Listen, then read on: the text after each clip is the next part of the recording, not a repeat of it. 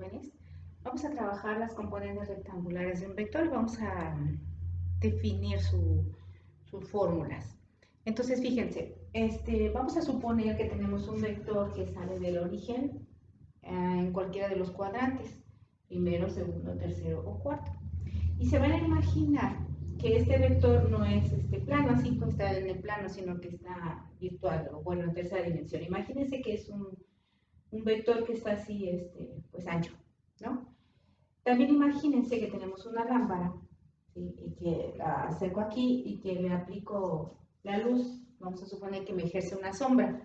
Esa sombra que me va a ejercer este vector, que yo lo voy a llamar F, la va a ejercer sobre, ¿sí?, el eje Y, y entonces será la sombra del componente F, pero en el eje Y, ¿sí? Si esa lámpara de la que estamos hablando la pongo hacia arriba, entonces, ¿qué va a suceder? Va a ejercer una luz y va a haber una sombra, ¿sí? ¿Y qué va a ser la sombra? Esa es la sombra del vector F, pero en el eje X, ¿sí? Entonces, esto se llama componente del vector F en el eje Y y componente del vector F en el eje X. Bueno, también tenemos un ángulo que se forma, lo vamos a llamar θ, porque casi siempre lo llamamos así. Dentro de las funciones trigonométricas, recordarán que si yo quisiera sacar ese ángulo, puedo utilizar seno y coseno, ¿sí? Seno por el opuesto y coseno por el adyacente.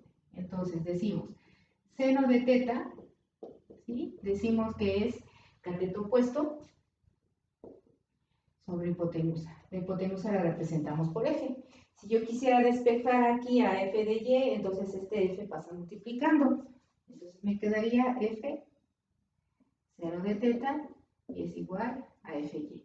Precisamente si lo volteo o lo transponemos, Fy es igual a F, seno de θ. Esta sería mi fórmula para sacar la componente del vector F en el eje Y. Ahora, si yo quisiera sacar θ, pero por medio del coseno, ¿sí?, que también tengo mis datos, adyacente, que sería esta parte, sobre hipotenusa, que sería F, ¿sí? Entonces paso multiplicando y decimos F coseno de θ es igual a F de X.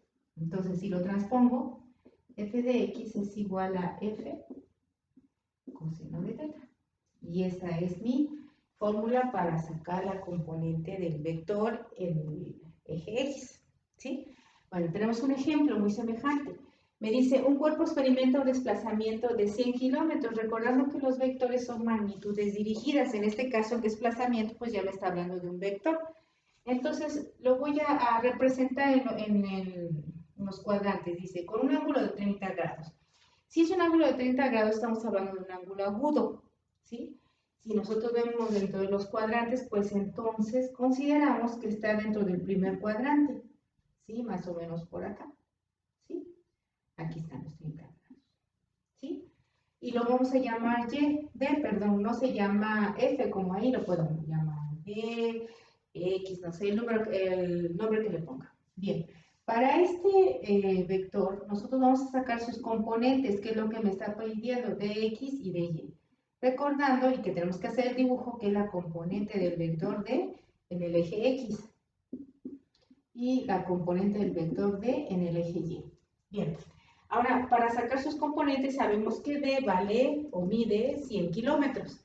Entonces, utilizando mis fórmulas para f de x, que en este caso sería dx, ¿sí? Entonces sería dx es igual a d coseno de θ.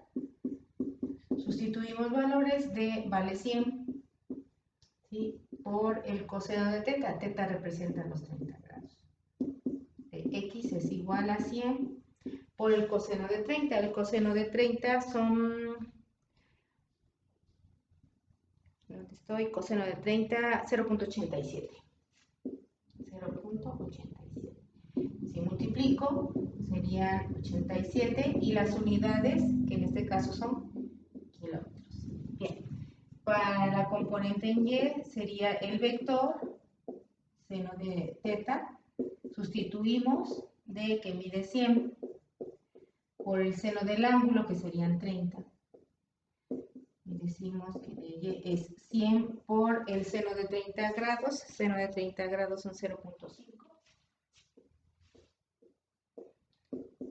Y multiplicando 100 por 0.5 me quedarían 50 kilómetros por hora. Sí, esas son nuestras componentes. Gracias.